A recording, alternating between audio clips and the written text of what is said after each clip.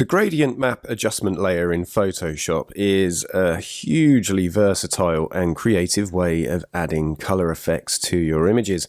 So we're going to take a look at a few of the different ways that you can use the gradient map to adjust the colors in your images.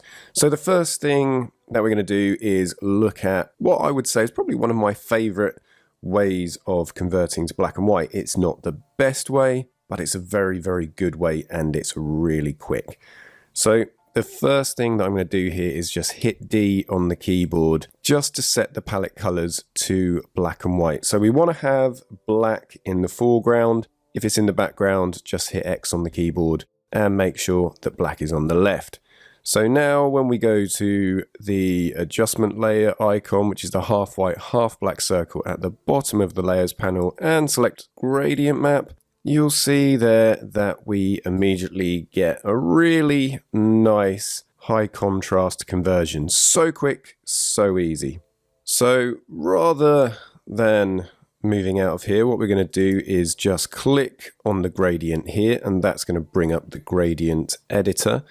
And here we have some different folders that have some different gradients in already. So we could have done the black and white conversion using one of these, but it's just quicker doing it the other way. So here we have blue gradients, and as you go down, obviously each of the gradients within these folders sits within this color range. So let's go for a blue. So we're just going to take a look at how using these presets work. And I'm going to go for one that starts darker on the left and moves brighter on the right, because what we have here with the gradient is on the left, this represents the shadows, and on the right, this represents the highlights. So if we were to flip these around, we would get a negative black and white image. But let's go for this gradient here, and I'm just going to hit OK, and then just close that dialog down. And then now all that we need to do is adjust the opacity, and then we get a kind of color grading effect. And what you can also do here is work with the different blending modes to get different effects. So there is a huge amount of scope for creativity. Let's just delete this gradient here, and I'm going to create a new one. So we're going to look at a slightly different way of doing things. So here we are going to work with two colors. So I'm just going to left mouse click on this left box here in the shadows, and then I'm going to click on color, and let's go for a kind of orange and teal effect. So I'm going to go for a really dark teal for the shadow areas. As I was saying before, we're going to have dark tones over here and then lighter tones over here. So let's just click there and go for orange. And as you would expect, I'm going to go for something super light there, and then just hit OK.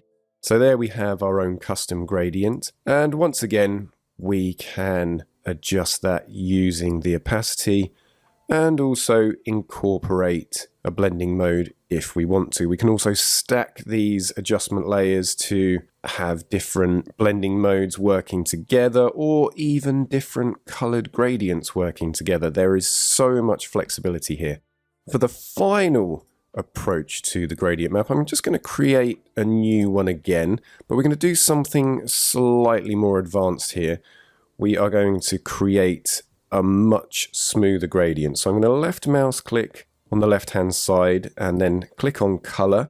So I'm going to create quite a nice warm brown to orange gradient. So here I'm going for something really dark on the left hand side. So I'm just going to click OK, and then I'm just going to hover my mouse pointer roughly about a quarter of the way across. So you'll see there I've created a new point, but that is incorporating the color from the first point. So I'm just going to click on there and select something a bit lighter by just clicking above where I was before and then hitting OK. So let's go for the middle this time. And then once again, we're going to go for something a bit lighter. Let's create a new point roughly about quarter or 3/4 of the way along, should I say. So I'm just going to go over here now. So I'm going to get much, much lighter and then hit OK. So here I could leave it at white, but I think that what I would like to do is just get an extremely light orange in there. So it's not quite white, but there's barely any color in there. So we'll just click on OK and then close that down. And let's just take the opacity over to, let's go for 30, so it's really nice and strong. So the problem we have here with a portrait, it wouldn't typically be an issue with other types of images, but what we're doing here is affecting the skin tones. And if we were using a really quite cold gradient like the blue one earlier on, it's going to cool down the skin tones and just make them look not great at all. This is probably much more forgiving, but we're going to take a look at how we can remove this color grade from the skin tone. So I just double clicked to the right of gradient map 1 because we're going to work with blend if, and we're just going to change it from gray to red because skin tones, in terms of RGB, they're going to occupy more of the red channel. So what I'm going to do now is just hold down the Alt key and then go to the underlying layer. And then I'm just going to drag this left-hand half of that point all the way over to the left. And you'll see that we've brought back the skin tones there. And we can also move this one across as well. But I think for this shot, we can leave this point over on the right. So I used Alt and then clicked to split the point. If you're on a Mac, that's going to be the Option key. So let's just hit OK. And then now if I look at the opacity, you'll see how it has a much lesser effect on those skin tones.